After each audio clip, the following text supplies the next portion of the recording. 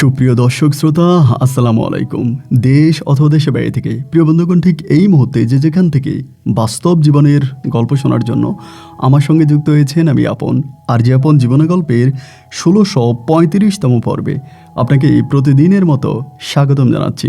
দর্শক বন্ধুরা, আজ আমি আপনাকে শোনাবো কলকাতার ভাই রাজার জীবনের কলিজা কাঁপানো এক করুণ বাস্তব জীবন কাহিনী। বন্ধুরা, আজকের গল্পের টাইটেল ইতালিয়ান সুন্দরী বউয়ের ফাঁদে পড়ে প্রবাসী এখন হিজরা। এই গল্পটা কলকাতার এক প্রত্যন্ত এলাকার অন্যরকম পরিবারের সন্তান রাজার জীবনের কলিজা ছিঁড়ে যাওয়ার মতো এক বাস্তব জীবনের গল্প। এই রাজা তার জীবনের কিছুটা সময় থাকে ইন্ডিয়াতে এবং এরপর অনেকটা সময় থাকে বাংলাদেশে, তারপরে সে ইতালিতে যায়।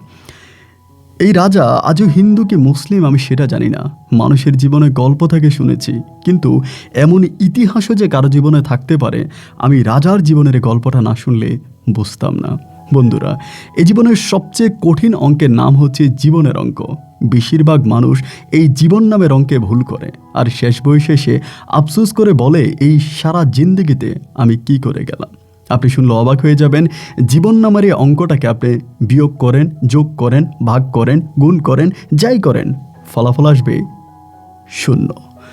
আমি আজ আপনাদেরকে অনুরোধ করবো আজকের গল্পটাকে মিস করবেন না। আশা করবো শুরু থেকে শেষ পর্যন্ত রাজার জীবনের এই বাস্তব গল্পটা আপনার প্রত্যেকে আমার মুখে শুনবেন এবং গল্প শেষে ভাই রাজাকে ঠিক আপনার মতো করে একটা মন্তব্য কমেন্ট বক্সে লিখবেন। ধন্যবাদ সবাইকে। সম্মানিত বন্ধুগণ, আমার নাম রাজা, আমার বাড়ি কলকাতা। বন্ধুরা, আমি ঠিক বুঝতে পারছি না আপনাদেরকে সালাম দিব না আদাব জানাবো, কারণ আমি কি হিন্দু না মুসলিম আমি ঠিক তা জানি না। আমি কলকাতার এমন এক আজব শহরে বেড়ে উঠি। আমি আমার পরিবারের সম্বন্ধে বলতে গেলে আমি কি বলবো ঠিক জানি না, কারণ আমার পরিবারে যদিও মায়ের কিছু সংখ্যা থাকে তবে বাবার কোনো সংখ্যা নেই। আমি ওই পরিবারে অনেকগুলো মা আর অচেনা অনেকগুলো বাবার মাঝে আস্তে আস্তে করে বড় হতে থাকি। একজন মাসিমা আছে যাকে সবাই বড় মা বলে। ওই বড় মা আমাকে আস্তে আস্তে করে বড় করতে থাকে। কারাগারে সিগারেট দিয়ে আসা এবং কারাগারে বিভিন্ন ধরনের যৌনাশক ঔষধ দিয়ে আসা ছিল আমার কাজ। আমি আস্তে আস্তে করে যখন মোটামুটি বড় হই, একটা পর্যায়ে আমি জানতে পারি আমি যে পরিবারে বড় হচ্ছি সেই পরিবারটার নাম হচ্ছে পতিতালয়। আমি একটা পতিতালয়ে আস্তে আস্তে করে বড় হচ্ছিলাম। আমি ঠিক জানি না কি আমার মা কি আমার বাবা, তবে আমি যখন মোটামুটি বড় হই, আমার বুঝ হয় আর বয়স হয়, তখন আমি যখন মাসিমাকে জিজ্ঞেস করি যে আপনি কি ঠিক বলতে পারেন কি আমার বাবা কি আমার মা, তখন তিনি এক বাক্যে বলে বাংলাদেশ থেকে কোনো একটা মেয়ে নাকি কলকাতার কাজের উদ্দেশ্যে এসেছিল। কোনো না কোনোভাবে ওই মেয়েটাকে নাকি কিছু কলকাতার খারাপ মানুষ বিক্রি করে দেয় এই পতিতালয়ে। একটা সময় ওই নারীর গর্ভ থেকে দুনিয়াতে আমি আসি। আমার যখন দুধ খাই সেই মুহূর্তে নাকি আমার মা সেই পল্লী ছেড়ে পালিয়ে যায়। পালিয়ে সে কোথায় যায় ঠিক তা আমার মাসিমা বলতে পারে না। আমি ছোটোবেলা থেকে দেখতে খুব সুন্দরী ছিলাম, তাই তো মাসিমা নিজের সন্তানের মতো করে আমাকে সেই ছোটোবেলা থেকে আস্তে আস্তে করে বড় করে। আমি যাকে মাসিমা ডাকি সে মূলত হচ্ছে একজন হিন্দু মহিলা, কিন্তু আমি তাকে কখনো কোনো দিন পূজা করতে দেখিনি। আমার এত বয়স হয়ে গেছে, আমি আজ পর্যন্ত কখনো মসজিদেও যাইনি, কখনো মন্দিরেও যাইনি। আমি ঠিক জানিও না যে আমি কোন ধর্মের মানুষ। একটা পর্যায়ে আমার বয়স যখন প্রায় 6 থেকে 7 বছরের কাছাকাছি, আমার ভিতর তখন এক ধরনের বিবেক কাজ করতে শুরু করে। আমি কিন্তু এই 6-7 বছর পর্যন্ত কিছু কিছু হলেও পড়াশোনা করেছিলাম। মাসিমা সহ এই পল্লীতে আসা অনেকগুলো নারী যে যার মতো করে আমাকে সরু সরিয়া ABCD বা এটা ওটা পড়াতেন, আর আমি এগুলো পড়তাম। যদিও আরবি শিক্ষা আমি সেখানে পাইনি, তবে জেনারেল লাইনে আমি মোটামুটি অনেকটাই ওদের কাছে পড়েছিলাম। এমন করতে করতে খুব বড় যখন হয়ে যাই, মানে 6-7 বছর যখন আমার হয়, তখন আমার কাছে মনে হয় যে এই জায়গাটা আমার না।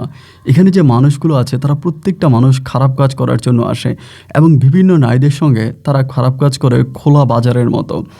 একসময় আমার কাছে মনে হয় যে আমি এখানে আর থাকবো না।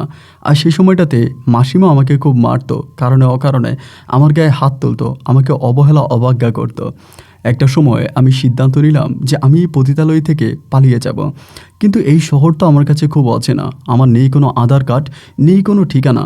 রাস্তায় বের হলে আমি কোথায় যাব না যাব তার কোনো কিছুই আমি ঠিক বলতে পারি না।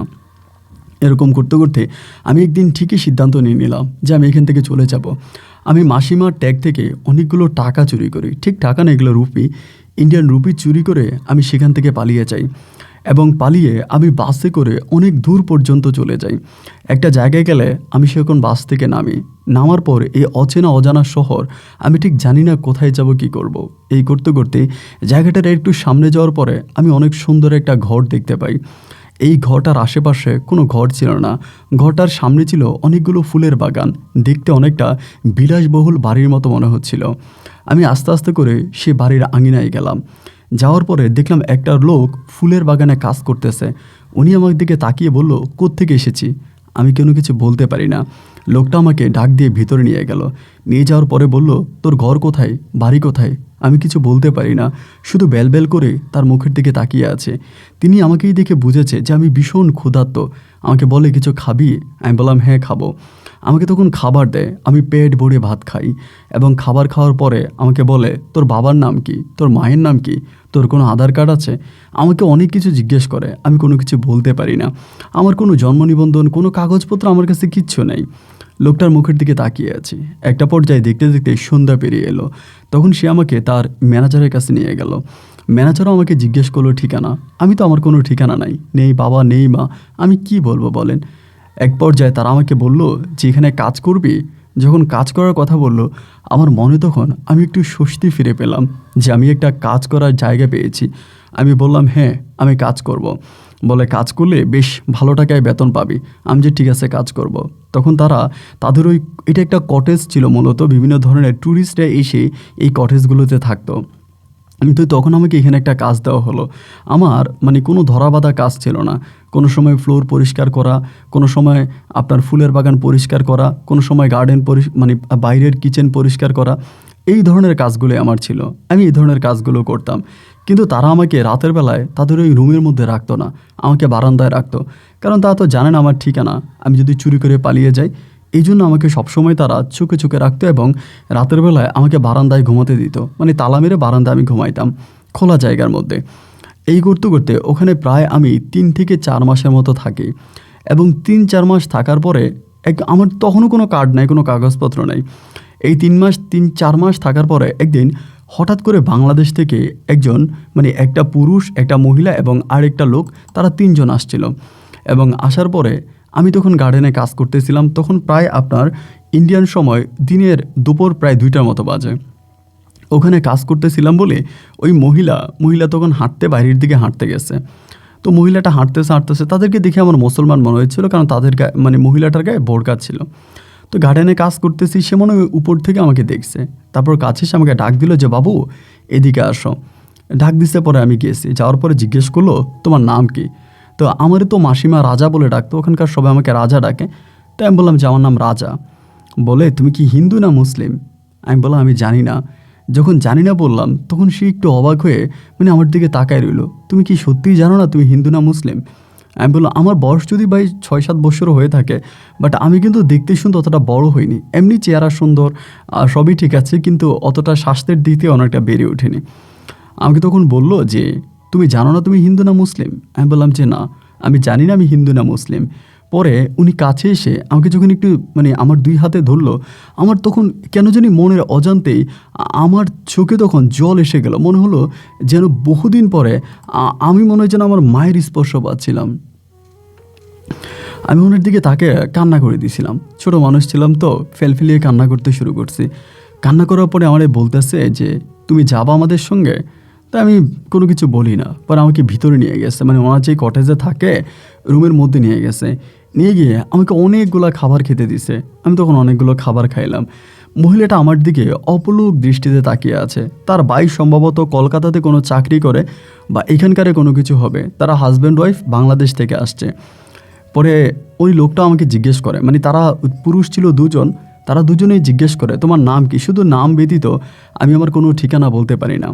তো তখন তারা আমারে খুব আদর করলো, করার পরে মহিলা যখন আমাকে খুব কাছে নিয়ে জিজ্ঞেস করলো যে আমি কোত্থেকে এসেছি, আমার ঠিকানা কি, তখন আমি আর নিজের ভিতর এই কথাগুলো লুকিয়ে রাখতে পারিনি। এতদিন ধরে এই কটেজে চাকরি করি, কটেজের ম্যানেজার থেকে শুরু করে অনেকেই আমার ভিতর থেকে আমার আসল পরিচয়টা জানার চেষ্টা করেছে। কিন্তু আমি কখনোই কারো কাছে আমার ভিতরের পরিচয়টা প্রকাশ করিনি। এই মহিলা যখন আমার 2 হাত ধরে আদর করে আমার পরিচয় জানতে চাইল, আমি তখন আর আমার ভিতরের কথাগুলো লুকিয়ে রাখতে পারলাম না। আমি স্পষ্টভাবে জানিয়ে দিলাম, আমি একটা পতিতালয় থেকে এসেছি। আমার মায়ের কোনো ঠিকানা নেই। তবে সেখানকার মাসিমা বলেছিল আমার মা নাকি বাংলাদেশি মেয়ে ছিল, আর কোনো একটা দুষ্ট চক্র আমার মাকে ওই পতিতালয়ে বিক্রি করে দেয়। সেখান থেকে আমি আমার মায়ের পেটে আসলে পরে আমি যখন মায়ের বুকের দুধ খাই, ওই সময় নাকি আমার মা আমাকে রেখে পালিয়ে যায়।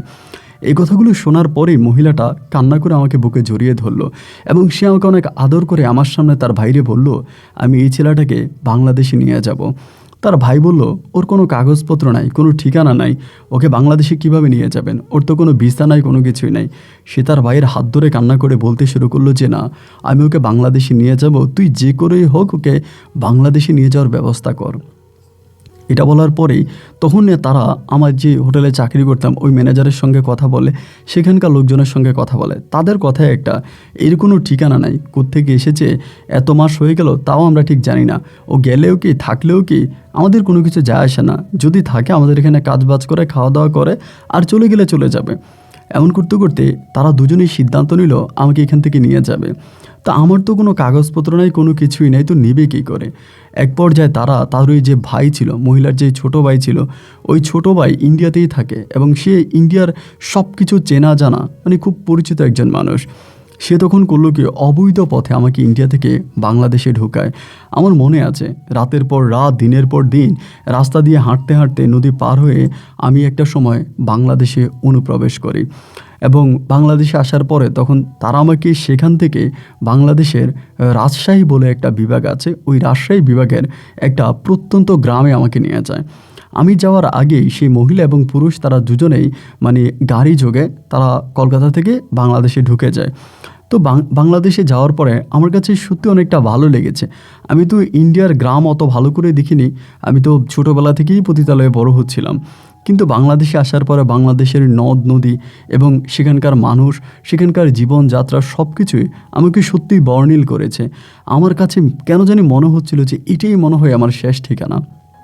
মাসিমা তো বলেছিল যে আমার মায়ের বাড়ি ছিল বাংলাদেশে, এই মাটিতে আমার মা জন্মগ্রহণ করেছে, এটা আমার মায়ের বাড়ি, এটা আমার মায়ের ঘর, এটা আমার মায়ের মাটি।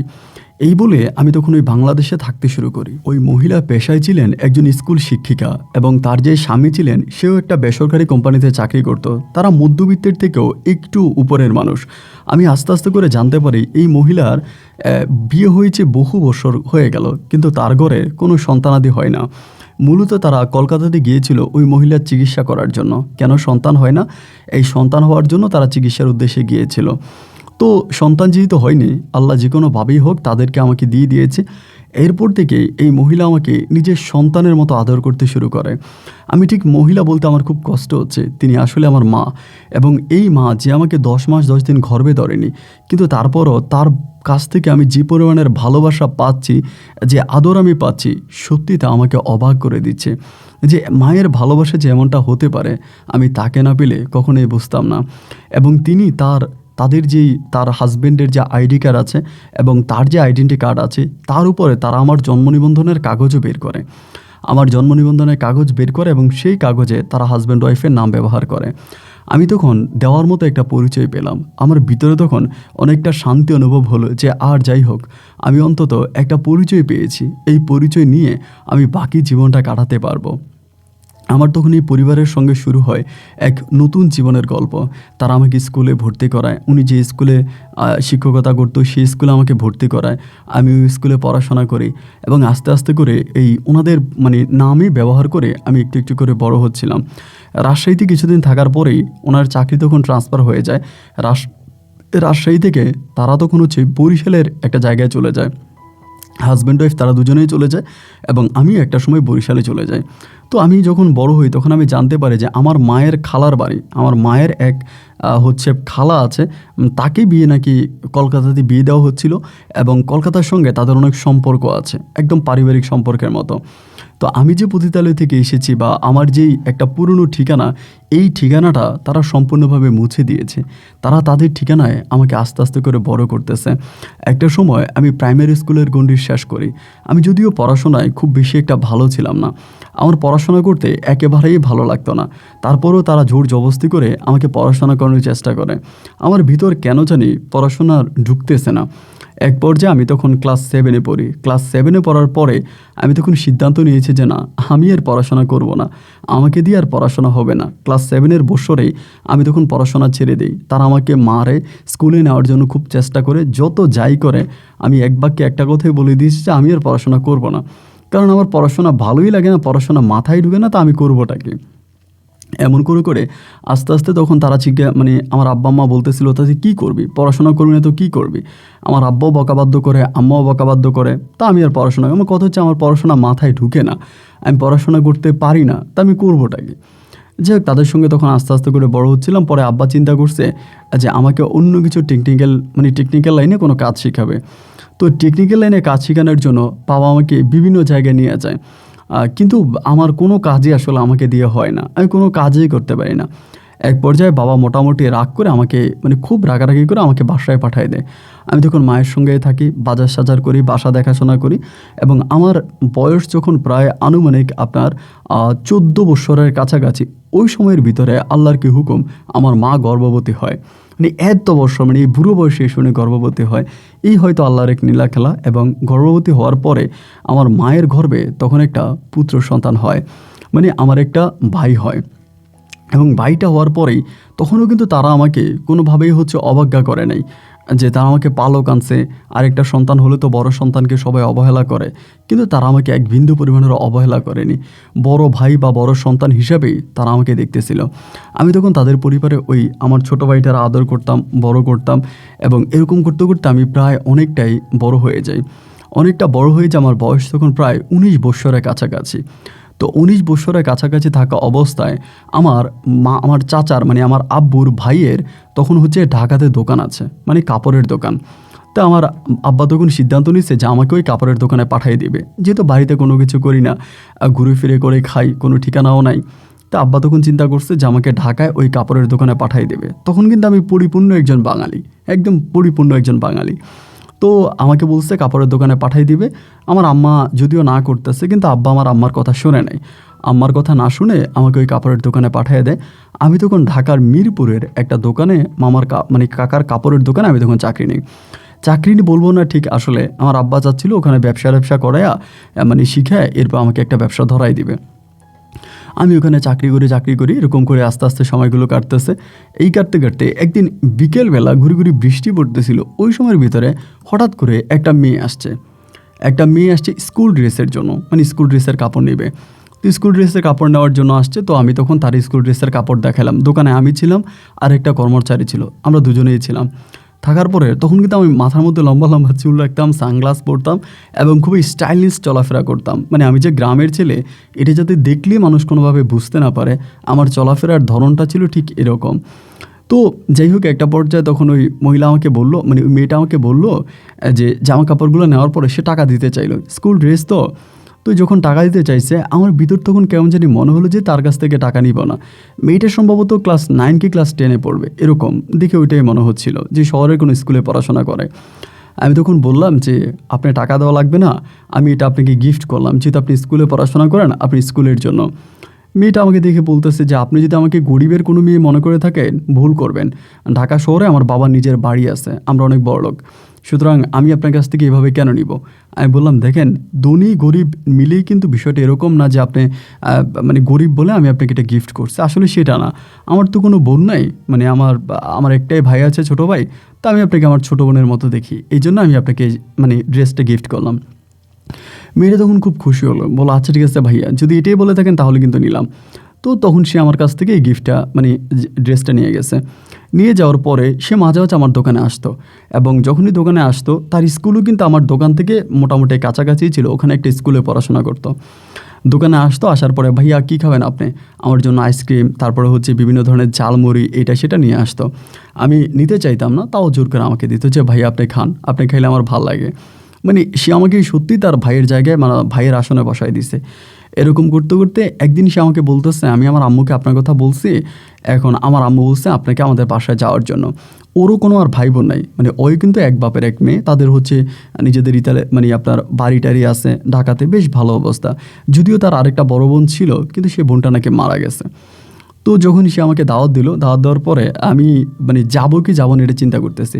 আবার চাচ্চু কিন্তু আমাকে সবসময় একটা কথা বলতো যে রাজা, আমি কিন্তু তখন মোহাম্মদ রাজা হয়ে যাই, কারণ আমার মা তখন আমার নামের আগে মোহাম্মদটা বসিয়ে দেয়, আমাকে মুসলিম বানিয়ে দেয়।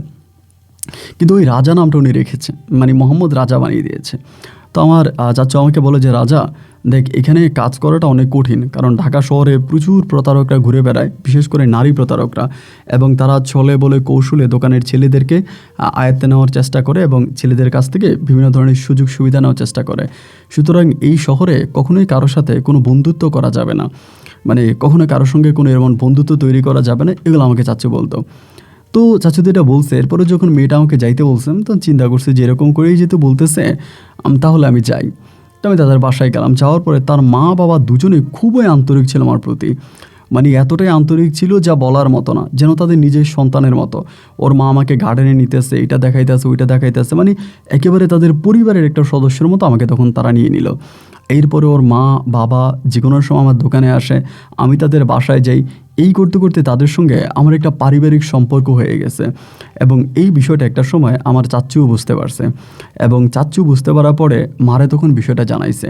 মা তখন ঢাকায় আসছে, এসে আমাকে বলতেছে আমাকে নিয়ে যাবে, আমার ঢাকায় রাখবে না, আমাকে নিয়ে যাবে। আমি তখন মায়েরে বললাম যে দেখো মা, ওদের সঙ্গে আমার ওরকম কোনো সম্পর্ক নাই, আমি এমনি যাই আসি। তাও আমাকে খুব বকাঝকা করছে। মাকে আমি বলছিলাম যে চলো ওদের বাসায়, মা যেতে রাজি হয়নি। তো যাই হোক, এরকম করে ওদের বাসায় থাকতেছি, ঘুরতেছি, ফিরতেছি, খাইতেছি। তো যত যাই হোক, ওই মেয়েটার নাম ছিল মিম আর কি, মানে যাকে আমি যার কথা আপনাকে বলতেছি, যাদের বাসায় আমি যাচ্ছি। তো এই মিমের সঙ্গে আমার তো কোনো ব্লাডের সম্পর্ক নাই, কোনো রক্তের সম্পর্ক নাই। এই মিমকে তখন আমার খুব ভালো লাগতে শুরু হয়।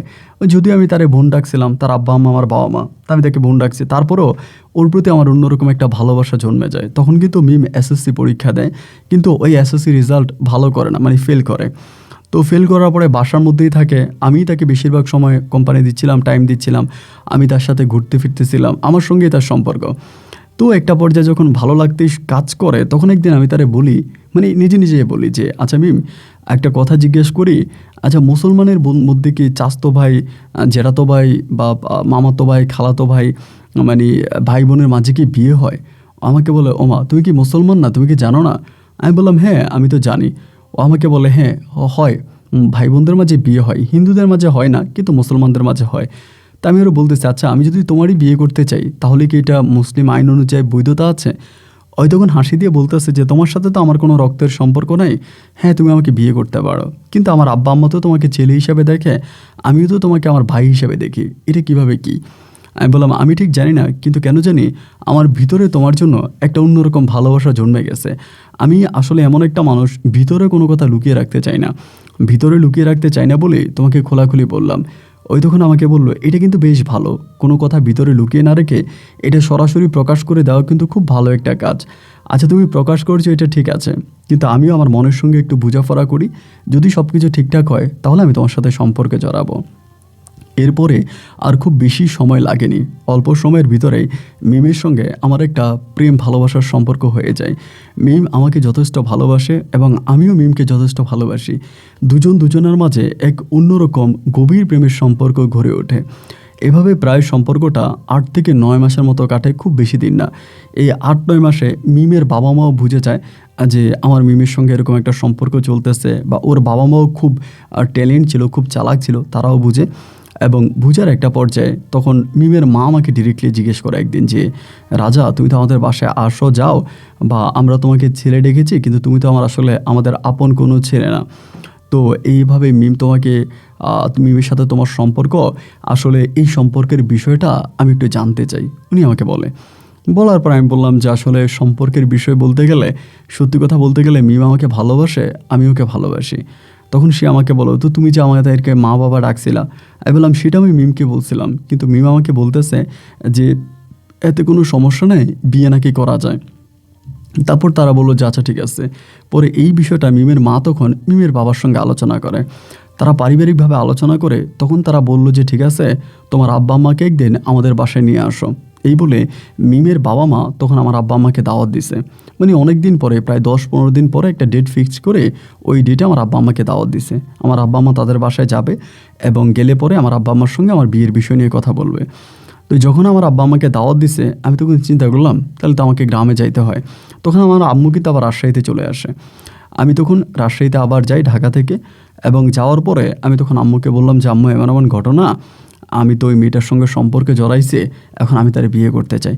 আমার আম্মা তো শুনে খুব ক্ষেপে গেছে যে এটা কেন? আমি তো তোর আগেই বললাম যে ঢাকা শহরের মেয়েরা ভালো না, ওরা ছেলে ফাইলে ওদেরকে ফাঁদে ফেলে, ওদের জীবন নষ্ট করে, তুই আম্মুর কথা কেন শুনলি না? আমি মাকে বলতেছি, মা, মিম কিন্তু খারাপ কোনো মেয়ে না, মিম যথেষ্ট ভালো। আমার আম্মা বলে, তোর ভালো বোঝার মতো বয়স হয়েছে? মানে এইভাবে বকাবাদ্য করতেছে। পরে আব্বা বলতেছে যে ও যেহেতু পড়াশোনাও করে না, একটা জায়গায় কাজ দিলাম কাজও করে না, তাই যদি বিয়ে শাদী করলে ওর কপালের শান্তি আসে বা সুখ আসে তাহলে তো কোনো সমস্যা নাই, তাইলে ওর যদি বিয়ে করতে চাই তাহলে আমরা বিয়ে করাই দিব, আমাদের কোনো সমস্যা নেই। এটা বলার পরেই তখন হলো কি যে আমি বললাম যে ঠিক আছে, ওই ডেটে আমার আব্বা আম্মা তখন ঢাকাতে আসছে, আমি নিয়ে আসছি। এবং আসার পরে মিমদের বাসায় যেদিন দাওয়াত ছিল ওই দিন আমি আমার আব্বা আম্মাকে নিয়ে গেছি। দিনটা ছিল শনিবার। শনিবারের সকালবেলা, সকাল বলতে কি ঠিক 9টা-10টার দিকে আমরা চলে গেছি। সারাদিন আমার আব্বা আম্মা ওদের বাসায় ঘোরাফেরা করে। আমি গরিব ছিলাম বা আমার পারিবারিক অবস্থা অতটা ভালো ছিল না, তারপরেও কিন্তু মিমের আব্বা আম্মা আমাকে প্রত্যাখ্যান করে নাই। তা আমরা কিন্তু মিমদের তুলনায় খুবই গরিব, মানে ওদের তুলনায় আমাদের কিচ্ছু নাই বললেও চলে। তারপরেও তারা আমাকে গ্রহণ করেছে বা তাদের মেয়ের জামাই হিসেবে আমাকে তারা অ্যাকসেপ্ট করেছে। অ্যাকসেপ্ট বলতে কি যে আমার কাছে তাদের মেয়েকে বিয়ে দিবে। তো তারপরে আমার আব্বা আম্মা সারাদিন ঘোরাফেরা করছে, তারাও কথাবার্তা বলছে। বলার পরে কিন্তু এখানে একটা বিষয় কি, আমার আব্বা আম্মার সঙ্গে মিমের বাবা মা কোনো রকমে আমার বিয়ের বিষয় নিয়ে তারা কোনো আলোচনা করে নেই। আমার আব্বা আম্মা মেহমানের মতো গেছে, মেহমানের মতোই চলে আসছে। আসার ঠিক আবার আব্বা আম্মা চলে আসার পর আব্বা আম্মাকে ঢাকায় থেকে আমি পাঠিয়ে দিছি রাজশাহীতে। আমি তখন আবার ঢাকায় থাকতেছি। এখন থাকতে থাকতে একটা পর্যায়ে আমার মিম একদিন আমাকে জিজ্ঞেস করতেছে যে আচ্ছা রাজা, তোমাকে একটা কথা জিজ্ঞেস করি, তুমি আমাকে সত্যি করে বলবা। তাই আমি বললাম যে অবশ্যই সত্যি করে বলবো, আমি তোমাকে মিথ্যে কেন বলতে যাবো। ও আমাকে বলে, তুমি যাদেরকে তুমি আমাদের বাসায় নিয়ে গিয়েছিলা তারা আসলেই তোমার কি হয়? আমি তখন বললাম, এটা তুমি কী ধরনের কথা বলো? আমি যাদেরকে তোমাদের বাসায় নিয়ে গেছিলাম ওরা আসলেই আমার কি হয়? এটা কেমন প্রশ্ন হলো বলো তো? ওরা আমার বাবা মা। মিম বলে যে না, আমার কাছে মনে হচ্ছে না যে এরা তোমার বাবা মা। আমি বললাম, কেন তোমার কাছে এটা মনে হচ্ছে না কেন? ও বলে, ঠিক আমার কাছে না, আমার আব্বা আম্মার কাছেও আসলে মনে হচ্ছে না যে এটা তোমার বাবা মা। আমি বললাম, তা এভাবে মনে না হওয়ার কারণটা কি, আমাকে তো বলবা, এর কারণ কি?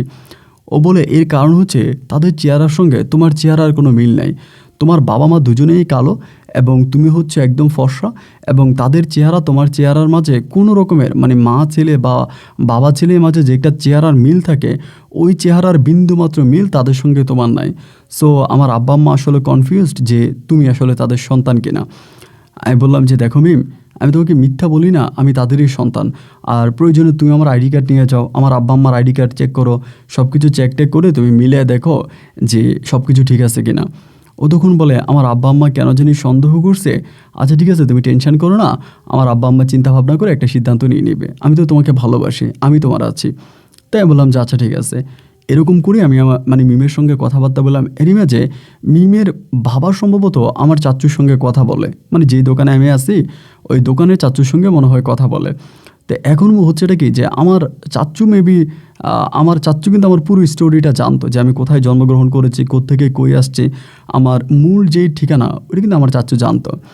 এখন এই আমার চাচ্চুই সম্ভবত মিমের আব্বা আম্মাকে সবগুলো সত্যি কথা বলে দেয়, যে আমি পতিতালয়ে জন্মাইছি বা আমার বাড়ি ইন্ডিয়াতে, আমাকে ওইখান থেকে আমার আব্বা আম্মা নিয়ে আসছে, বা আমি তাদের পালিত সন্তান, এগুলো সম্ভবত সব কিছু মিমের আব্বা আম্মাকে বলে দেয়। এবং বলে দেওয়ার পরেই তখন কিন্তু মিম বাসায় থাকতো, বাসা থেকে বেশি একটা বের হতো না, সবসময় বাসায় থাকতো। হঠাৎ করে আমার সঙ্গে যোগাযোগ পুরোপুরিভাবে বিচ্ছিন্ন করে দেয়, মানে আমার সঙ্গে কোনো কথা বলে না, কোনো যোগাযোগ করে না। যোগাযোগ না করার পরে আমি একদিন তার সঙ্গে, মানে প্রায় 2-3 দিন হয়ে গেল কোনো যোগাযোগ নেই। 2-3 দিন পরে আমি একদিন তাদের বাসায় রওনা দিছি। তো তাদের বাসায় কিন্তু কোনো সিকিউরিটি গার্ড ছিল না, তারা হচ্ছে দোতলায় থাকতো, বাড়িটা ছিল 3 তলা, উপরের 3 তলা ভাড়া এবং নিচতলাও ভাড়া ছিল। তো দোতলায় যাওয়ার পরে আমি তখন কলিং বেল ক্লিক করলাম, অনেকবার কলিং বেল টিপার পরে তখন মিমদের বাসায় একটা কাজের মেয়ে দরজা খুলছে। খোলার পরে আমি বললাম যে মিম কি বাসায় আছে? বলে না, আপু তো বাসায় নেই। তাই আমি বললাম, মিমের আব্বু আম্মু আছে? বলে না, তারাও বাসায় নাই। কিন্তু তারা যে ভিতরে কথা বলতেছে আমি কিন্তু এটা শুনতেছি। আমি কিন্তু দরজায় দাঁড়িয়ে স্পষ্ট তাদের কথার সাউন্ড পাচ্ছি, বাট কাজের মেয়েটা আমাকে বলতেছে যে তারা কেউ ঘরে নাই। আমি বললাম যে তারা কেউ ঘরে নাই মানে? আমি তো শুনতেছি তারা ঘরে কথা বলতেছে, মানে আমি একটু কথা বলি তাদের সঙ্গে। এই কথা বলার পরে মেয়েটা তখন একরকম মনে হয় ইচ্ছে করে রাগ করে একটা রাগ দেখে দরজাটা লাগাই দেয়। তো তারপর কয়েকবার কলিং বেল দিলাম, তারা তখন আর দরজা খোলে না। দরজা যখন খুলতেছে না, মানে আমি তখন বুঝতে পারলাম যে তারা নিজেরাই আমাকে ইগনোর করতেছে, আমার সঙ্গে কথা বলতে চায় না। সেখান থেকে আমি ফিরে চলে আসছি। আইসা দোকানে বসে আমি দোকানে ঠিকমতো কাজ করতে পারতেছি না, মানে মনটা তখন অনেক খারাপ। আমার সঙ্গে কি হয়ে গেল আমি ঠিক বুঝতে পারি না। কেন বিধাতা আমাকে এই মিমের সঙ্গে পরিচয় করাই দিল, কেন তার সঙ্গে আমার প্রেম ভালোবাসা হলো, এবং কেনই বা আমি তাকে বিয়ে করতে গেলাম, বা আমাদের মাঝে এত কিছু হলো। আমি তো আমার জীবনটাই তো কষ্টে কষ্টে কাটলো, কিন্তু এই বয়সে এসেও কেন আমাকে কষ্ট পেতে হবে? মিমের সঙ্গে আমার আর কোনো যোগাযোগ নাই, মিমের বাবা মা আমার সঙ্গে আর কোনো যোগাযোগ করেনি। এবং একটা পর্যায়ে আমি এরকম করে ঘুরতে ঘুরতে মানে মিমকে শুধু খুঁজতেছি কোথায় পাওয়া যায়। ওদের বাসায় তো আর যেতে পারি না, ওদের বাসা আমার জন্য রেড সিগন্যাল, আমি যেতে পারবো না। আল্লাহর কি হুকুম, একদিন আমি দোকানে বসে আছি, এমন সময় হঠাৎ করে দেখলাম কি যে মিম রিক্সা করে যাচ্ছে। দেখার পরে আলাজিলে একটু দেখছি, দেখে আমি তখন দোকান থেকে বের দিছি দৌড়। আমি দোকানে একটা ছেলে ছিল, ওরে বললাম যে তুই ব্যায়ামে আসতেছি। তখন দৌড় দিয়ে দোকান থেকে বেরোয়া আমি রিক্সার পিছনে দৌড়াইতে ওরে গিয়ে ধরছি। ধরার পরে ও মানে রিক্সা ড্রাইভারকে বলতেছে যে মামার আপনি চলেন তো। আমি গিয়ে রিক্সার সামনে দাঁড়াইছি। ও আমাকে বলতেছে দেখো রাস্তার মধ্যে ঝামেলা করবো না, তোমার সাথে আমার কোনো কথা নেই। আমি বললাম মিম দেখো, মানে আমাকে তো বলবা কি হয়েছে, আমার অপরাধটা কোথায়? আমাকে কোনো কিছু না বলে তুমি তো এইভাবে আমার জীবন থেকে চলে যেতে পারো না। ও আমাকে বলে আমি তোমার মতো একটা লম্পটের সাথে কথাই বলতে চাই না, তুমি একটা ছোট লোক, এইটা সেটা, মানে হাজারটা খারাপ কথা আমাকে বলতেছে। আমি তখন বললাম যে দেখো তুমি আমার সাথে এরকমটা করো না, আমার সাথে এরকমটা করো না, আমার অপরাধটা কি সেটা তুমি আমাকে একবার বলে যাও। আচ্ছা তুমি আমার সঙ্গে সম্পর্কে করবা না বা আমার সাথে তুমি থাকবা না, এতে আমার কোনো সমস্যা নাই, হয়তো তুমি আমার ভাগ্যে নাই এই জন্য তুমি আমার কাছ থেকে চলে যাবা, কিন্তু অ্যাটলিস্ট আমাকে সত্যিটা বলে যাও যে কেন তুমি এমনটা করতেছো এবং কেন আমাকে এভাবে ইগনোর করতেছো। ও আমাকে বলে তুমি তো একটা ছোট লোক, আমি একটা ছোট লোকের সঙ্গে সম্পর্ক করছি, যার কারণে আজকে আমার এই পরিণতি। আমার আব্বা আম্মার কাছে আমার কথা শোনা লাগতেছে, এবং আমি আমার ফ্রেন্ডদের সামনে মুখ দেখাইতে পারি না, কারোর সামনে দাঁড়াতে পারি না, কারোর সঙ্গে কথা বলতে পারি না, আমার মান সম্মান যা আছে সব ধূলিসাৎ হয়ে গেছে। আমি তোমার মতো একটা লম্পটের সঙ্গে, একটা খারাপ লোকের সঙ্গে আমি সম্পর্কে জড়াইছি। আমি তখন খুব অবাক হয়ে বললাম যে মিম তুমি এরকম করে বলতেছো কেন? আমি খারাপ, আমি লম্পট, তুমি আমাকে এত নোংরা ভাষায় কথা বলতেছো, মানে কেন বলতেছো? আমার অপরাধটা কি? তুমি তো আমাকে এটা বলবা, আমার অপরাধ কি? ও আমাকে বলে তোর সব অপরাধ, তোর অপরাধের কোনো শেষ নাই। তাই আমি বললাম যে আমার অপরাধ কী অপরাধ? ও আমাকে বলে তুই কি আমাকে কখনো বলছিলি যে তোর বাড়ি কলকাতায়, তুই কলকাতার ছেলে, তুই পতিতালয়ের ছেলে, এটাকে আমি কখনো বলছিলি তোর মায়ের ঠিক নেই, বাবার ঠিক নেই? এমন করে আমাকে বলতেছে। যখন এই কথাগুলো আমাকে বলতেছে তখন আমি নিচের দিকে তাকায় আছি, আমি আর কোনো কথা বলতে পারতেছি না। আমার চোখ থেকে তখন অঝরে চোখের পানি ঝরতেছে। আমি তখন বলতেছি মিম তোমাকে এগুলো কে বলছে? ও বলে ও সত্য কোনো দিন চাপা থাকে না, সত্যকে তুমি যতই আড়াল করার চেষ্টা করবা সত্য তার নিজের পাওয়ার একদিন ঠিকই উঠে দাঁড়াবে। কি বলতে, মানে কি মনে করছো তুমি? তুমি না বললে আমরা কোনো কিছু জানতে পারবো না? তুমি না বললে সব কিছু নাই হয়ে থাকবে?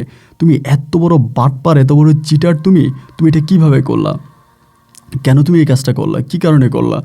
আমি তখন বললাম মিম দেখো আমার ভুল হয়ে গেছে, আমি সব কিছুর জন্য তোমার কাছে ক্ষমা চাই। আসলে তোমার কাছে আমার সত্যিটা বলা দরকার ছিল সত্যিটা বলা, কিন্তু আমি সেটা বলি নেই, এই জন্য আমি আসলে তোমার কাছে ক্ষমা প্রার্থী। ও আমাকে বলে কিসের ক্ষমা? আমি তোরও কোনোদিনও ক্ষমা করবো না, তুই আমার জীবনটা নষ্ট করছিস, আর তুই আজকের পর থেকে কখনোই আমার সামনে আসবি না, আমি তোর সঙ্গে কোনো কথাই বলতে চাই না। এই কথা বলার পরে ও সম্পূর্ণভাবে আমাকে ইগনোর করে আমার জীবন থেকে সরে যায়। এবং এরপর থেকে আমি আর কখনোই মিমকে খুঁজে পাই না, মানে ওরে আমি আর দেখতেই পাই না। ওর আব্বা আম্মা যুগে কোথায় পাঠায় দেয়, ওদের বাসাও যাইতে পারি না, রাস্তাঘাটে ওকে দেখি না, মানে জাস্ট তখন আমি পাগলের মতো হয়ে গেছিলাম। না আমার ঘুম, না আমার খাওয়া, আমার কোনো কিছু নাই। আমি মনে হয় দেওয়ানা হয়ে রাস্তায় ঘুরতেছি। এরকম করে তখন দিন রাতগুলো কাটতেছে। একটা পর্যায়ে মিমি আমার জীবনে ছিল প্রথম ভালোবাসা, যাকে আমি মন প্রাণ উজাড় করে ভালোবেসেছিলাম। ওই ভালোবাসার মানুষটাকে হারানোর পরে আমি তখন দিশেহারা হয়ে গেলাম। না আমার খাওয়া, না আমার ঘুম, আমার সব কিছু বন্ধ হয়ে গেল। বুকের কষ্টে সারাটা রাত ঘুমোতে পারি না, দোকানে গেলে ঝিমায়, চাচা গালাগালি করে। সব কিছু মিলে আমি চিন্তা করলাম যে মিমের হাত থেকে বাঁচতে হলে আমার কাছে একটাই পথ খোলা আছে, আর সেটা হচ্ছে নেশা। আমাদের এই এরিয়াটার মধ্যে নেশাটা একটু ভালোই চলতো, বা অনেকেই নেশা পানি করতো, এবং এরকম অনেক নেশাখোরের সঙ্গে আমার সম্পর্ক ছিল। একটা পর্যায়ে আমি নিজেও তখন নেশার জগতে ঢুকে যাই। আমি নিজেও নেশা করি এবং বিভিন্ন ধরনের মাদক সেবন আমি তখন করি। এভাবে মাদক সেবন করতে করতে আমার আমি সম্পূর্ণভাবে প্রায় 1 বছর কেটে গেছে। ওইখানে এরকম মাদক নিচ্ছি, ঘুমাচ্ছি না বা খারাপ কাজ করতেছি। চাচা তখন এই বিষয়গুলো আমার আব্বা আম্মাকে জানাইলো যে এমন এমন ঘটনা, রাজা তো এগুলো করতেছে বা ওর তো কোনো কিছু ঠিক নাই। আমার আব্বা আম্মা তখন একরকম জোর জবরদস্তি করে আমাকে ঢাকা থেকে রাজশাহীতে নিয়ে যায় এবং রাজশাহীতে নিয়ে যাওয়ার পরেও আমি একই কাজ করতেছিলাম। তখন কিন্তু আমার আম্মু রিটায়ার্ড হয়ে যায়। আমার ছোটো ভাইটা তখন পড়াশোনা করে, আম্মু রিটায়ার্ডে চলে যায় এবং আব্বু তখন পর্যন্ত কাজ করতো। মানে আব্বুর চাকরি শেষ হয়ে যায়, তারপরও কাজ করে, যেহেতু বেসরকারি কোম্পানি ছিল, নিজের মতো করে কাজ করতে পারতো। শেষ পর্যন্ত ঘরের মধ্যে নেশা পানি করি, ঘরের মধ্যে এগুলো করি। আব্বা আম্মা খুব টেনশনে পড়ে গেছে। তা আম্মা তখন আমার একদিন বুঝাইছিল, অনেক বুঝাইছে। আমি আম্মার একটা কথাই বললাম যে তোমরা আমার ইন্ডিয়া থেকে আনলা কেন, আর যদিও আনার পরে কেন এটা ঢোল পিটে সবার কাছে বললা, কেন চাচা জানলো বা কেন মানুষ জানলো, মানুষের কাছে কেন জানাইলা? আমি পতিতালয়ের ছেলে, আমি পতিতালয়ে থাকতাম, আমার কেন নিয়ে আসছিল, আমাকে নিয়ে কেন আসলা? আজ আনার পরে আমার কেন পরিচয় নেই? কেন মানুষ আমাকে জারদ সন্তান বলে, আমার দিকে আঙ্গুল তুলে কথা বলে, কেন আমাকে এভাবে ছোট করে? তোমরা কেন করলা? আমার আব্বা আম্মা দুজনেই বলতেছে, বাজান রে, এটা আমাদের ভুল না, এটাই হচ্ছে নিয়তি, এটাই তোর ভাগ্য।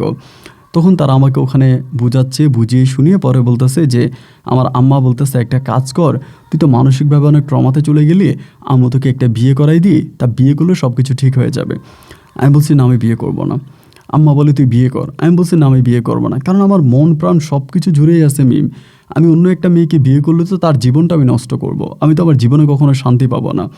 আমি মাকে ডিরেক্টলি বললাম যে না, তুমি যাই বলো, যেটাই বলো, আমি এই মুহূর্তে কোনো বিয়ে শাদী করতে পারবো না। আমার একটাই কাজ, একটাই কথা, আর সেটা হচ্ছে আমি মিমকে পাইনি, আমি জীবনে বিয়ে করবো না, এভাবেই থাকবো। পরে অনেক ঘোরাফেরা করার পরে আমার আব্বা একদিন আমাকে বলতেছে যে, রাজা একটা কাজ কর, নাহলে তুই বিদেশ চলে যা। যখনই আব্বা বিদেশের কথা বললো, আমি তখন আব্বার এটাতে করলাম যে হ্যাঁ, তুমি যদি আমাকে বিদেশ পাঠাই দাও, আমি বিদেশ যাওয়ার জন্য রাজি আছি। পরে আব্বা আম্মা দুজনেই সিদ্ধান্ত নিল যে আমাকে বিদেশ পাঠাই দেবে। আমি তখন পুরোপুরি রাজি। তো আমার কাছে এটা মনে হচ্ছিলো যে আমি যেহেতু আমার বাংলাদেশে কোনো পরিচিতি নেই, আমি তো আসলেই জারদ, আমার কোনো পরিচয় নেই, সো আমি দেশেও থাকবো না, আমি বিদেশ চলে যাব এবং বিদেশ থেকে আর কখনোই দেশে ফিরে আসবো না। এই পরিকল্পনাটা এটা আমার ছিল। তো হওয়ার পরে আমার আব্বা তখন আমার পাসপোর্ট করায় এবং পাসপোর্ট করানোর পরে আমার পাসপোর্ট জমা দেয় আব্বার এক পরিচিত এজেন্সিতে, এবং সেখান থেকে আমার জন্য তখন কাতারের একটা ভিসা বের হয়। ভিসা বের হয় বলতে ওখানে কিছু ডেলিগেটার আসে, আমি সেখানে যাই, ইন্টারভিউ দিই। ওটা ঢাকাতে হয় এবং ইন্টারভিউর মাধ্যমে তখন তারা ভিসা দেয়। তো ভিসা দেওয়ার পরে বেশি সময় লাগে না, অল্প দিনের ভিতরে আমার প্রসেসিং কমপ্লিট হয় এবং আমি কাতার যেতে সক্ষম হই। কিন্তু এই যে সময়গুলো কাটতেছে আমার জীবনে, আমি ওই যে রিক্সার মধ্যে একবার মিমকে দেখেছিলাম, ওর সঙ্গে এটাই ছিল আমার শেষ কথা। এরপরে আজকের এই সময়টা পর্যন্ত আমি জানি না যে মিম কোথায় আছে, কেমন আছে, আদৌ বেঁচে আছে কি মরে গেছে, আমি কোনো কিছুই জানি না। এক পর্যায়ে সেখান থেকেই আমি তখন ইয়েতে চলে যাই, কাতারে চলে যাই। এবং কাতারে চলে যাওয়ার পরে আমি এখানে একটা ভালো কোম্পানিতেই কাজ করতাম। একটা ভালো কোম্পানি, যে কোম্পানি আমাকে পরীক্ষা দিয়ে নিয়ে যায় তাদের এখানে কাজ দেয়, আমি ওখানে কাজবাজ করতেছি, ভালোই আছি, কোনো কিছু খারাপ না, বেতন পাচ্ছি, ইনকাম করতেছি, ভালোভাবে কাটতেছে। এভাবে প্রায় 4 থেকে 4.5 বছরের মতো কেটে যায়। এই 4-4.5 বছর আমার কারোর সঙ্গে ওভাবে কোনো খারাপ সম্পর্ক নেই, আবার একদম যে ভালো সম্পর্ক তা না। 4.5 থেকে 5 বছর পরে আম্মা তখন আমাকে বলতেছে, তুই দেশে আয়। খুব কান্নাকাটি করতেছে, আব্বুও কান্নাকাটি করে, আম্মাও করে, তুই দেশে আয়, তুই এভাবে বিদেশ থাকিস না, তুই দেশে আয়। তো তারা কান্নাকাটি করে শেষ পর্যন্ত 6 বছর বয়সে আমি তখন সিদ্ধান্ত নিলাম যে ঠিক আছে, আমি তাহলে বাংলাদেশে আসব। এবার আমি বাংলাদেশে আসি 6 বছর পরে, কাতারে 6 বছর থেকে দেন আমি বাংলাদেশে আসি। বাংলাদেশে আসার পরে তারপরে আব্বা মা আমি 1 মাস পর্যন্ত থাকি। 1 মাস থাকার পরে আমার মা তার এক বান্ধবীর মেয়ে, নাম হচ্ছে ফারবিন আক্তার, ওই মেয়েটাকে আমাদের বাসায় নিয়ে আসে। আইনা আমাকে ডিরেক্টলি দেখায় যে মেয়েটা তোর কেমন লাগে বল। তো মেয়েটা কিন্তু দেখতে শুনতে খুব সুন্দর ছিল, অনেকটাই ভালো ছিল, কিন্তু আমার বিয়ে করার কোনো ইচ্ছা নাই। আমি মাকে বলছি যে না, আমি বিয়ে করব না। বাবাও বলে যে মানুষের জীবনে এরকমটাই হয়, জীবন মানেই হচ্ছে ধাক্কা, জীবন মানেই হচ্ছে এরকম। সো জীবনকে নিয়ে এভাবে হচ্ছে নষ্ট করতে না, একবার ধাক্কা খেয়ে পড়ে গেলে কি মানুষ আর উঠে হাঁটে না। সব বাদ দিয়ে তুই এই মেয়েটাকে বিয়ে কর, মেয়েটা দেখতে শুনতে ভালো, তার ফ্যামিলি ব্যাকগ্রাউন্ডটা ভালো, এবং তোর মায়ের বান্ধবী। আব্বু বলতেছে, আম্মাও বলতেছে। আমি রাজি না। তারপরও আসলে তাদের মুখের দিকে তাকিয়ে শেষ পর্যন্ত আমি রাজি হলাম। আচ্ছা ঠিক আছে, যেহেতু এরকম করেই বলতেছ তাহলে আমি করব। পরে আব্বা আম্মার কথা মতোই তখন আমি এই ফারবিন আক্তার মেয়েটাকে বিয়ে করার জন্য সিদ্ধান্ত নিলাম। ওরে বিয়ে করার জন্য সিদ্ধান্ত নিলাম এবং পারিবারিকভাবে খুব ধুমধাম করে আনন্দ ফুর্তির মাধ্যমে তখন আমি ফারবিন আক্তারকে বিয়ে করি। যাই হোক, বিয়ে শাদী সম্পূর্ণ হলো এবং খুব আনন্দ ফুর্তি করেই আমি তখন ফারবিনের সঙ্গে বেশ কয়েকটা মাস বাংলাদেশে থাকলাম, ঘোরাফেরা করলাম এবং সবশেষ আমি আবারও কাতারে ব্যাক করি। আমি কাতারে চলে যাই। তো কাতারে চলে যাওয়ার পরে স্বাভাবিকভাবেই তখন সবার সঙ্গে আমার ভালো সম্পর্ক এবং কাতার যাওয়ার কয়েক মাস পরেই জানতে পারে যে আমার বউ ফারবিন আক্তার তখন গর্ভবতী, মানে ও গর্ভবতী জানতে পারি, জেনে আমি তখন খুব খুশি হই এবং খুব খুশি হই। আমার ফারবিনের আমার মানে সন্তানটা যখন প্রায় 8 মাস আমার ওয়াইফের পেটে, 8 মাস পরে একদিন হঠাৎ করে মানে আমার যে ফোন নাম্বারটা, মানে আমার যে নাম্বার, ওই নাম্বারে আমি কিন্তু আমার চাচুর সঙ্গে কথা বলতাম এবং আমার চাচাতো ভাই বোন ছিল তাদের সঙ্গেও কথা বলতাম ঢাকাতে, এবং আমার ঢাকায় যে পরিচিত বন্ধুবান্ধব আছে বা আমি যে দীর্ঘদিন ওখানে চাকরি করি, যাদের সঙ্গে আমার ভালো সম্পর্ক আছে, সবার সঙ্গে আমি আমার কাতারের নাম্বারটা দিয়ে যোগাযোগ করতাম। একদিন হঠাৎ করে আমার ওই কাতারের নাম্বারের মধ্যেই ইতালির একটা নাম্বার থেকে একটা মানে অপরিচিত নাম্বার থেকে একটা কল আসে। কলটা আসার পরেই আমি তখন কলটা রিসিভ করার পরে কেউ কোনো কথা বলে না। আমি জিজ্ঞেস করি হ্যালো হ্যালো, কয়েকটা আবার হ্যালো হ্যালো করি, বাট কোনো রেসপন্স নাই। যখন কেউ কোনো শব্দ করে না, আমি তখন বারবার আবার মানে বলতেছি না, কোনো শব্দ নাই, কোনো কথাবার্তা নেই। তো একটা পর্যায়ে আমি লাইনটা কেটে দিলাম। কেটে দেওয়ার পরে প্রায় ঘন্টাখানিক পরে আমার আবারও কল দিছে। যখন আবারও কল দিল, আমি একটু বিরক্ত হয়ে একটা গালি দিছি। গালি দিয়ে জিজ্ঞেস করলাম যে আপনি কে, কল দিচ্ছেন কেন, বারবার কথা বলেন না কেন? একটা পর্যায়ে বলতেছে যে আপনি মিম নামের কাউকে চিনেন? এটা বলাতে আমার তখন কলিজাটা কাঁপ দিয়ে ওঠে ভাই। আমি বলি হ্যাঁ আমি চিনি তো, আমি একটা স্বার্থপর বেঈমান মিমকে চিনি। কেন, আপনি কি সেই মিম বলতেছেন? তখন আমার বলতেছে, ওর কণ্ঠটা কিন্তু তখন আমি চিনতে পারি না, কণ্ঠটা অনেক মোটা হয়ে গেছে, মানে আগের ভয়েসটা নাই বললেই চলে। পরে আমার বলতেছে যে আপনি যে মিমের কাছে 1000টা মিথ্যে বলেছেন আপনাকে নিয়ে, সেটা কি আপনার মনে নাই? আমি বলছি আচ্ছা যাই হোক, এখন তো আমি কোনো মানে বাড়তি বিষয় নিয়ে কথা বলতে চাই না, আপনি কি মিম বলতেছেন? বলে হ্যাঁ আমি মিম বলতেছি। তাই আমি বললাম যে নাম্বারটা তো ইতালিয়ান নাম্বার, মানে আপনি কি ইতালিতে? বলে হ্যাঁ আমি ইতালিতে। তো আমি তো মিমের সম্বন্ধে কোনো কিছু জানি না। তারপরে বললাম কি আপনি কি আপনার হাজব্যান্ডের সঙ্গে গিয়েছেন? বলে হ্যাঁ আমার হাজব্যান্ডের সঙ্গে আমি ইতালিতে আছি এবং বহু বছর ধরে আছি। তাই আমি বললাম যে আমার নাম্বারটা কোত্থেকে পাইছেন? বলে যেভাবেই পাইছি। কেন, নাম্বার পেয়ে কি ভুল করছে? কল দেওয়া মানে কল দিয়ে কি কোনো ভুল করে ফেলেছি? আমি বললাম না, আপনি কল দিয়ে ভুল করেন নাই। আমি তো বলি না আপনি কল দিয়ে ভুল করছেন। আসলে বড় কথা হচ্ছে যে আপনি কেন কল দিয়েছেন সেটা তো আমি জানি না। আজ প্রায় এত বছর পরে কি বলতে চান আমাকে? বলে আমি কিছু বলতে চাই না, জাস্ট আপনাকে একটা কথা জানাতে চাই, সেটা হচ্ছে আপনি কি সুখী হতে পারছেন? এমনি আমাকে বলে। আমি বললাম যে কথাটা আমি বলতাম সেই কথাটা এখন আপনি আমাকে বলতেছেন? আমি আপনাকে বলতাম যে আপনি আমার কলিজায় আঘাত করে কি সুখী হইতে পারছেন, আর এখন উল্টা আপনি আমাকে বলতেছেন যে আমি সুখী হইতে পারছি কিনা। পরে যাই হোক, এরকম করে ওই দিন অনেকক্ষণ ধরে কথাবার্তা হলো এবং কথাবার্তা বলতে বলতে একটা সময় সমঝোতায় চলে আসছে। সমঝোতায় বলতে কি যে মানে ভালো হয়ে গেছি। ও আমাকে বলতেছে আসলে আমারও ভুল হয়েছে, আমি তো তোমাকে ভালোবাসছিলাম, এরপরেও কেন আমি আমার আব্বু আম্মুর কথা শুনে মিথ্যে মানে তোমার এই মিথ্যেগুলোকে প্রাধান্য দিয়ে আমি তোমার কাছ থেকে সরে গেলাম। এইটা আমার ভুল হয়েছে, এটা করে আমার ঠিক হয়নি, আমার এটা চরম অপরাধ হয়েছে, তুমি আমাকে মাফ করে দাও। এবং আমিও তাকে বলেছিলাম যে আমারও আসলে ভুল হয়েছে, সম্পর্কের মাঝে কোনো কিছু লুকানোটা ঠিক হয়নি, আমি তোমার কাছে অনেক কথা লুকিয়েছি, অনেক মিথ্যা বলেছি এবং এই মিথ্যাগুলো আমাদের সম্পর্কের মাঝে ফাটল ধরিয়েছে এবং আমি এগুলোর জন্য তোমার কাছে বরাবরের মতো ক্ষমা প্রার্থী, তুমি আমাকে মাফ করে দাও। তো সেদিন তার সঙ্গে আমার অনেক কথা হলো। এরপর এরকম করে দুজনে কথা বলতে বলতে একটা পর্যায়ে আমিও বিয়ে করেছি এটাও আমি ওকে বলেছি এবং আমার ওয়াইফ গর্ভবতী এটাও সে জানে এবং সেও বিয়ে করেছে, যদিও তার কোনো এখনও সন্তানাদি হয়নি, সে ইতালিতে থাকে। এরকম করতে করতে আমার ঘরে একটা কন্যা সন্তান হয়, মানে ফারবিনের ঘরে একটা মেয়ে হয়। আমার যেদিন মেয়ে হয় ওই দিনই আমাকে মানে মিম বলতেছে যে তুমি বাংলাদেশ থেকে চলে আসো, হঠাৎ মানে কাতার থেকে চলে আসো। আমার মেয়েটা যেদিন হয়েছে ওই দিন। তাই আমি বললাম যে কেন, কাতার থেকে চলে আসবো কেন? বলে তোমার মেয়েরই দেখতে আসবা। আমি বললাম যে আরে আমার মেয়ে দেখতে আমি যাবো, তা এখন হঠাৎ করে কেন? বলে না হঠাৎ করেই যাবা, তুমি আমাকে আগের মতো ভালোবাসো তো? আমি কিন্তু ওরে বলছি আমি ওকে এখনও আগের মতো ভালোবাসি। আমি বললাম হ্যাঁ বাসি। বলে যদি সত্যি আমাকে ভালোবাসো তাহলে আমার কথা শোনো, তুমি বাংলাদেশে চলে যাও। মানে ডিরেক্টলি এরকম করে তুমি বাংলাদেশে চলে যাও। আমি বললাম মিম আমি হঠাৎ করে বাংলাদেশে চলে যাব, মানে আমি তো এর কোনো যুক্তির কারণ দেখতেছি না যে তুমি হঠাৎ করে কেন এই কথা বলতেছো যে বাংলাদেশে চলে যাওয়ার জন্য। ও আমাকে বলতেছে তুমি চলে যাও, তোমার জন্য একটা বিগ সারপ্রাইজ আছে। আমি বললাম বিগ সারপ্রাইজ মানে আমি তো এখান থেকে ছুটি পাবো না, এখন তো আমাকে ছুটি দেবে না, কোম্পানিতে একটা রুলস আছে, রুলসের বাইরে যাওয়া যাবে না। ওই তখন আমাকে বলে যে ছুটি যদি না দেয় তাহলে তুমি ক্যান্সেলে চলে যাও। আমি বললাম মিম তুমি কী বলতেছো যে আমি ক্যান্সেলে চলে যাবো, আমি এখন দেশে গিয়ে কী করব? আর আমি কিন্তু কাতারে আছি, বাট আমি এত টাকা ইনকাম করতে পারি না, আমার ইনকাম কিন্তু খুবই কম ছিল, অত বেশি টাকা আমার স্যালারি ছিল না। তো ও আমারে বলতেছে যে তোমার আর কাতার যাওয়া লাগবে না, আমি তোমাকে ইতালি নিয়ে আসবো। আমি বললাম তুমি আমাকে ইতালিতে নিয়ে যাবা, কেন নিয়ে যাবা? আমি কোন হিসাবে ইতালিতে যাব? এখন তো তুমিও বিবাহিত আর আমিও একটা সন্তানের বাবা। ও আমাকে বলতেছে তোমাকে যেটা বলছি তুমি সেটা করো, এবং খুবভাবে প্রেশার দিচ্ছে, মানে চাপ দিচ্ছে।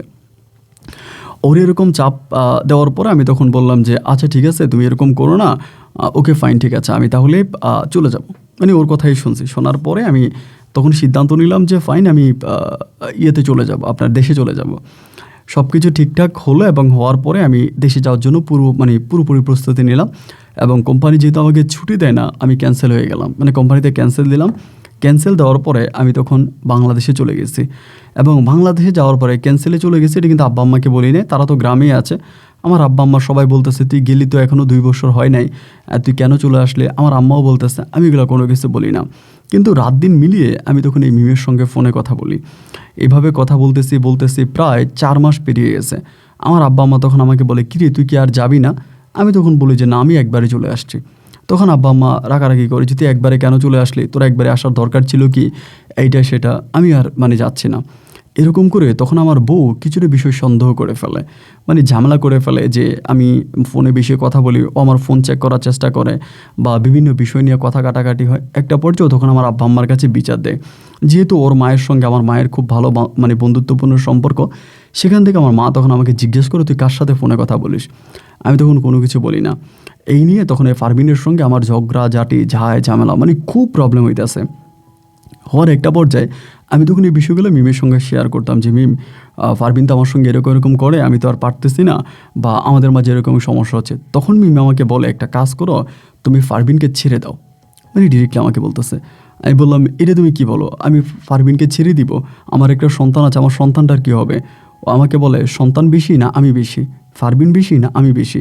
যদি আমি বেশি হয়ে থাকি তাহলে আমার কথা চিন্তা করে তুমি এদেরকে ছেড়ে দাও, তুমি ফারবিনকে ছেড়ে দাও, প্রয়োজনে তোমার সন্তান বড় হলে তুমি তোমার কাছে নিয়ে আসবা, আর আমিও ইতালিতে থাকা আমার হাজব্যান্ডকে ছেড়ে দিব। আমি বললাম তারপরে? ও বলে তারপরে তুমি ইতালিতে আসবা, আমি তোমাকে বিয়ে করব, আমি আর তুমি একসঙ্গে থাকবো। আমার যে হাজব্যান্ড আছে, আমার হাজব্যান্ডকে আমার ভালো লাগে না, আমি ওকে ছেড়ে দিব, এরপরে তোমাকে ইতালি নিয়ে আমি তোমার সঙ্গে থাকবো। আমি তখন ফারবিনকে মিমকে বলতেছি মিম এটা কি ঠিক হবে?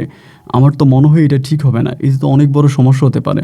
ও আমাকে বলে কিচ্ছু হবে না, আমি তোমাকে যেটা বলছি তুমি সেটা করো, তুমি প্লিজ তোমার ওয়াইফকে ছেড়ে দাও। মানে ও তখন খুব প্রেশার দিচ্ছিল।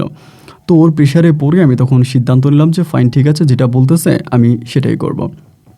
আমি তখন আমার ওয়াইফকে ছেড়ে দিলাম, মানে পারিবারিকভাবে আমার আম্মাকে বলছে, আব্বাকে বলছি। আব্বা আম্মা একটা কথাই বলছে যে এটা তুই করিস না, মানে আমার আম্মুর সর্বোচ্চ আমাকে বুঝাইছে। একটা সত্যি কথা কি ভাই, আমার তো নিজের একটা ভাই আছে, মানে আমার আপন ভাই, মানে আমার মায়ের পেটের ভাই। ওই মায়ের পেটের যেই ছেলেটা আছে ওকেও আমার আব্বা আম্মা এতটা ভালোবাসে না আমাকে যতটা ভালোবাসে। ওরে খুব শাসন করে, আমাকে অতটা শাসনও করে না।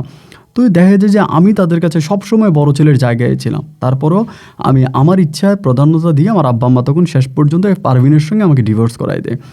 ডিভোর্স হয়ে যাওয়ার পরে ফারবিন তার মতো করে চলে যায় আমার বাচ্চাটাকে নিয়ে। বাচ্চাটা ভরণ পোষণ দিব, খরচ দিব, কথা বলি। আর এদিক দিয়ে আমি তখন আমার মানে মিমের সঙ্গে কথাবার্তা বলি। এই করতে করতে মিম তখন আমাকে বলতেছে যে আমি তোমাকে ইতালিতে নিয়ে আসবো, তুমি সব ডকুমেন্টগুলো ঠিকঠাক করো। তখন আমি মোটামুটি কাগজপত্র ডকুমেন্ট ঠিকঠাক করতেছি। ইন দ্য মিন টাইম আমাকে বলতেছে আমি তো তোমাকে অন্যভাবে আনতে পারবো না, আমি তোমাকে ওয়ার্ক পারমিট আনবো। আমি একটা হোটেলে কথা বলেছি, ওখান থেকে তোমার জন্য একটা ওয়ার্ক পারমিট বের করে দিব, এবং সেই ওয়ার্ক পারমিট নিয়ে তুমি ইতালিতে যাবা। তাই আমি বললাম যে আচ্ছা ঠিক আছে। তারপরে ও একটা সময় ওয়ার্ক পারমিট বের করে, এবং ওয়ার্ক পারমিটটা বের করার পরে আমাকে ওয়ার্ক পারমিটটা দেয়, দেশে পাঠায়। পাঠানোর পরে তখন টাকা লাগবে। ও আমাকে বলতেছে যে আমি আমার হাজব্যান্ডের ঘরে আছি, আমি তো আমার হাজব্যান্ডের কাছ থেকে টাকা নিতে পারবো না, ও তো আর আমাকে টাকা দিবে না, সুতরাং যেভাবে হোক তোমাকেই টাকা ম্যানেজ করতে হবে। তো আমি কাতার থেকে আসার পরে আমার মোটামুটি যা অল্প কিছু টাকা ছিল তার সব টাকায় প্রায় ফারবিনের সঙ্গে ছাড়াছাড়ি করতে গিয়ে কাবিনের টাকা এই সেই যায় ঝামেলা করে আমার প্রায় সব টাকায় শেষ হয়ে যায়। আমার কাছে আর তেমন কোনো বেশি টাকা থাকে না। তো অল্প কিছু টাকা আছে এবং এই টাকা দিয়ে তো আসলে কোনো কিছুই হবে না। তখনও আমাকে বলতেছে, তুমি ইতালিতে আসলে কাজ করবা, বেতন পাবা, আমাদের কোনো সমস্যা হবে না, তুমি ইতালিতে চলে আসো, মানে তুমি চলে আসো, মানে টাকা দিয়ে তুমি চলে আসো, তুমি যেভাবে হোক টাকা ম্যানেজ করো। ওই তখন টাকা ম্যানেজ করার জন্য আমাকে খুব চাপ দিচ্ছিল। তখন আমি এতগুলো টাকা কোথায় পাবো, কে আমাকে টাকা দিবে? আর আমার আব্বা আম্মা কিন্তু তখন তারা মানে পুরোপুরি, আমার আম্মার কিছু পেনশনের টাকা ছিল, ওগুলো দিয়ে আম্মা চলতো। আর আব্বার কোনো কিছুই ছিল না, আব্বা তো বেসরকারিতে চাকরি করতো। ছোটো ভাইটা তখন পর্যন্ত পড়াশোনা করে, তার পড়াশোনার মেলা খরচ, এই সমস্ত খরচও কিন্তু আমার আব্বা আম্মাকেই বহন করতে হয়।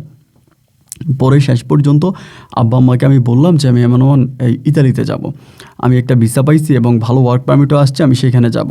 আমার আব্বা আম্মা এক কথা আমাকে মানা করতেছে যে না, এটা ভালো হবে না, এই কাজ করিস না, এই কাজ করলে বিপদে পড়বি। আমার আব্বা আম্মা আমাকে ফুললি মানা করতেছে, বাট আমি তাদের কোনো মানাই শুনতেছি না যে না আমি যাব, আমার যাওয়ার ইচ্ছা, আমি যাব, তোমরা যতই মানা করো, যতই নিষেধ করো, আমি তোমাদের কোনো নিষেধ মানবো না বা শুনবো না।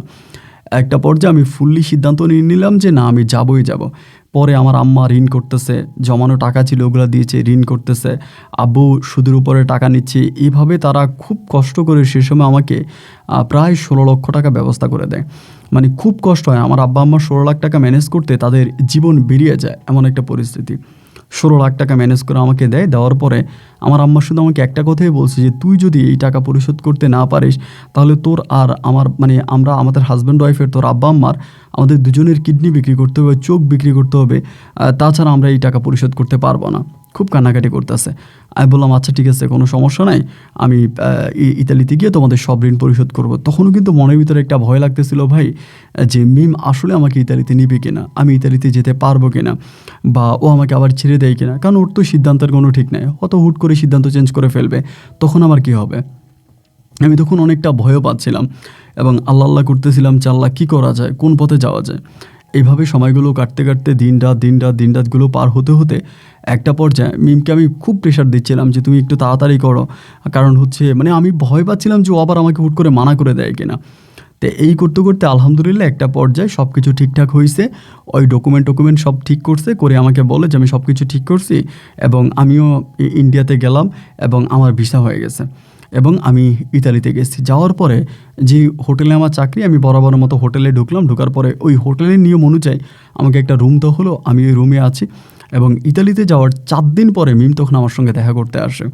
ওই তখন খুব মোটা হয়ে গেছে, মানে স্বাস্থ্য অনেকটা বেড়ে গেছে, ওকে চেনা যায় না এমন একটা অবস্থা। যাওয়ার পরে আমাদের যখন প্রথম দেখা হয়, এটা খুব রোমান্টিক একটা মুহূর্ত ছিল।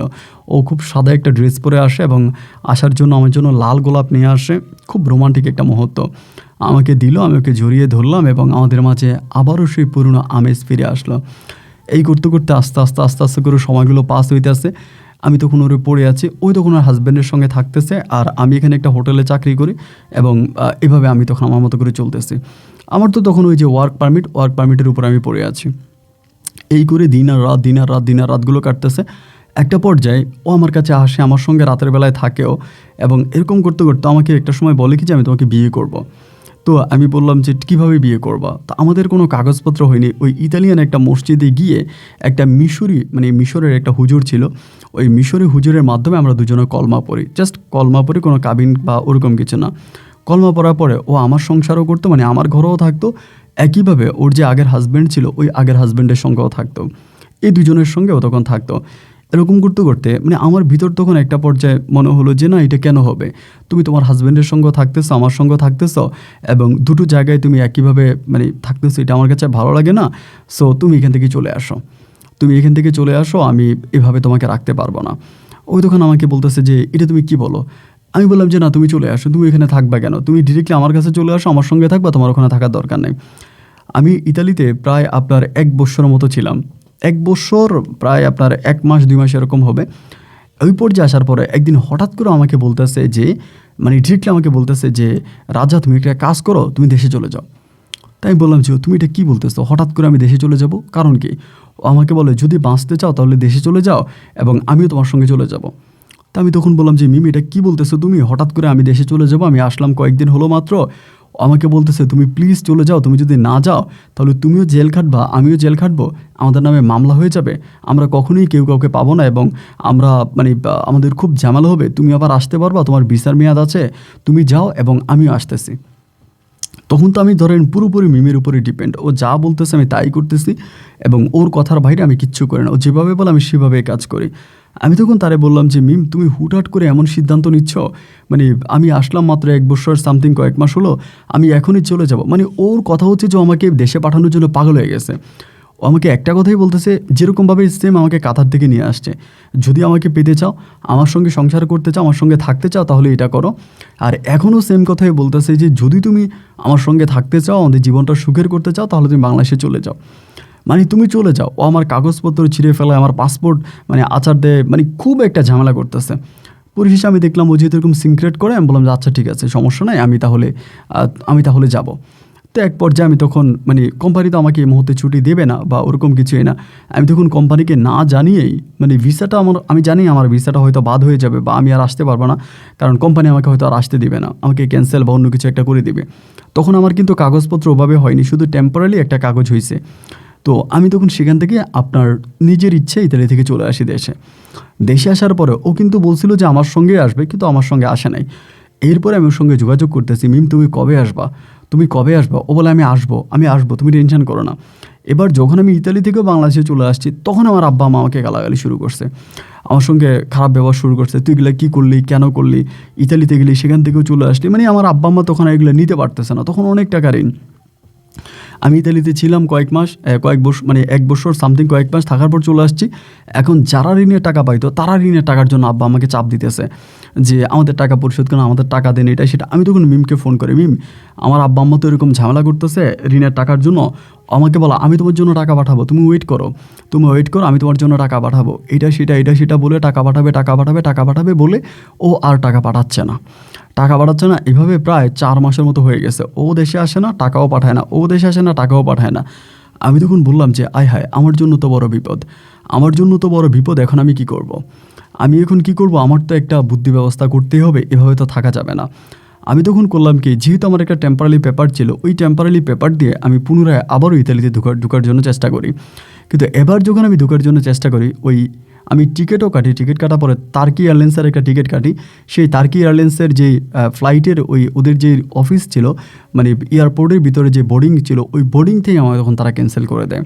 যে তারা আমার ডকুমেন্ট দেখে বলে মানে ওই দেশ থেকে আমার ভিসা ক্যানসেল করে দিছে। দেন আমি ইতালিতে ঢুকতে পারবো না। তো টার্কি এয়ারলাইন্সের ওখান থেকে আমি তখন পুনরায় আবারও দেশে মানে বাড়িতে ফিরে আসি। আমার আর যাওয়া সম্ভব হয় না। এই মাঝে একদিন মিম আমাকে ফোন দেওয়ার পর আমি ওকে খুব গালাগালি করি। যখন আমি যাইতে চাইছিলাম, যাইতে পারিনি। চলে আসার পরে যখন ও এরকমটা করতেছে, তখন আমাকে গালাগালি করি, প্রচুর গালাগালি করি, গালমন্দ করি। পরে এই গালমন্দ করার পরও তখন ওর কন্ট্রাক্ট আমার সাথে অফ করে দেয়। মানে পুরো কন্ট্রাক্ট বন্ধ করে দেয়। এবং কন্ট্রাক্ট যখন ও বন্ধ করে দেয়, তখন আমি আরও পাগল হয়ে যাই। আমি এখন কি করব?